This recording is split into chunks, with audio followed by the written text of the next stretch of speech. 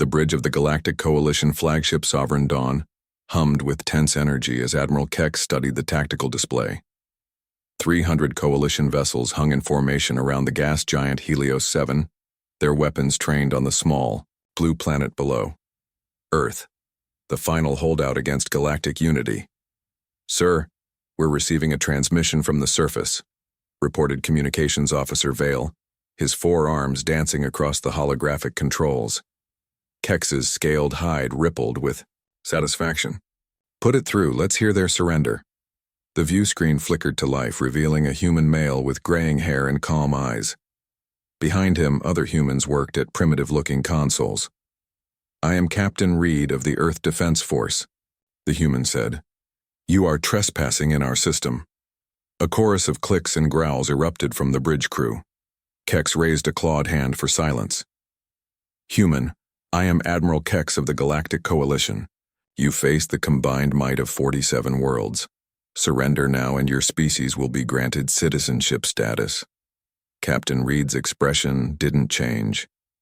"We decline." "You decline?" Kex's voice rose an octave. "You have one planet. We have conquered star systems spanning half the galaxy. Your primitive vessels cannot hope to match our technology."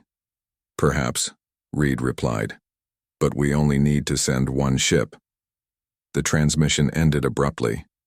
Kex stared at the blank screen, confused. One ship? What madness was this? "Admiral," called Outscanner Operative Zix from her station. "I'm detecting a massive energy signature rising from the planet's surface."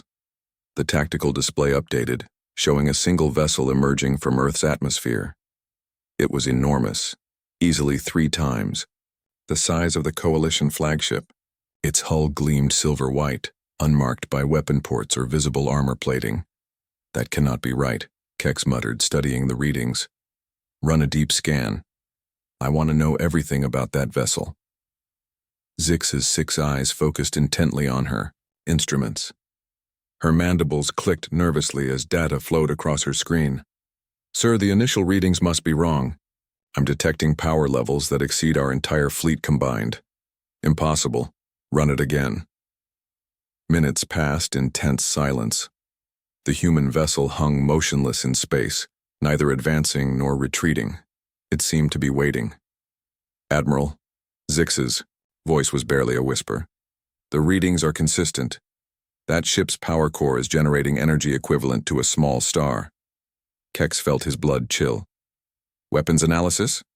I cannot identify any conventional weapon systems, but the hull material is unlike anything in our databases. It appears to be some form of condensed matter, possibly neutronium composite. The structural integrity readings are off the charts." Chief Tactical Officer Vex spoke up from his station. "Sir, even if their weapons are primitive, a vessel that large could simply ram through our entire fleet. The kinetic energy alone would be devastating." "And their defensive capabilities?" Kex asked, though he dreaded the answer. Zix consulted her readings again. "The energy shields surrounding that vessel are maintaining a field density we couldn't breach with our entire arsenal, firing simultaneously. But sir, there's something else. I'm detecting massive gravitational anomalies around their ship." "Gravitational anomalies?" "Yes, sir.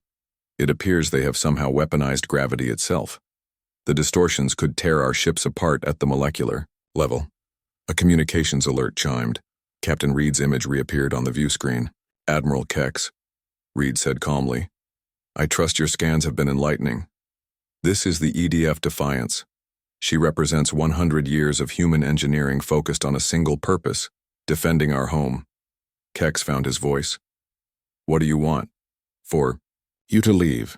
Now. Return to your coalition and tell them that Earth is not interested in membership.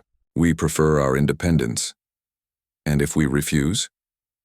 Reed's expression hardened slightly. "Then you'll discover why we named our ship Defiance. We've had centuries to prepare for this moment, Admiral. Every resource, every breakthrough, every innovation has been directed toward one goal, ensuring that humanity remains free." Tactical Officer Vex leaned toward Kex. "Sir, I'm reading massive power buildups across their vessel. Whatever they're preparing to do, the energy signatures are unlike anything we've encountered. How many ships like this do you have? Kex asked. Just one, Reed replied. We only ever needed one. On the scanner display, the Defiance began to move. Despite its enormous size, it accelerated smoothly toward the Coalition fleet. Space around it rippled with gravitational distortions. Admiral, Zix called out urgently, I'm reading catastrophic. Structural stress on our outer perimeter vessels. The gravitational fields are affecting their hulls even at this distance. 2 of the Coalition's lighter cruisers suddenly imploded, crushed by invisible forces. The remaining ships scattered in panic. This is impossible, Kex breathed. No single vessel should possess such power. You underestimate us, Reed's voice carried across the comm. Humans have a saying, necessity is the mother of invention. You made defense of our world necessary. This is what we invented. The Defiance continued its steady approach. More Coalition vessels found themselves caught in its gravitational wake, their crews scrambling to escape before their ships were torn apart. Sir, Vex reported, our weapons are useless at this range. Recommend immediate retreat. Kex stared at the approaching human vessel. In 40 years of military service, he had never encountered anything like it. The Coalition had ruled through superior numbers and technology, but the humans had taken a different approach entirely. They had built a single ship capable of destroying entire fleets. Signal the retreat, Kex ordered quietly. All vessels withdraw to the outer system immediately. As the Coalition fleet scrambled to escape, Reed's voice followed them across the void. Remember this day, Admiral.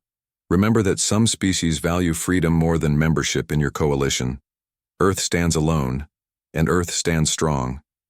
The Defiance watched silently as the last coalition vessel jumped to hyperspace, carrying word of humanity's defiance across the galaxy.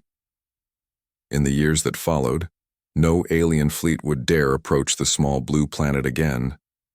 Humanity had chosen isolation over subjugation, and they had built the means to enforce that choice.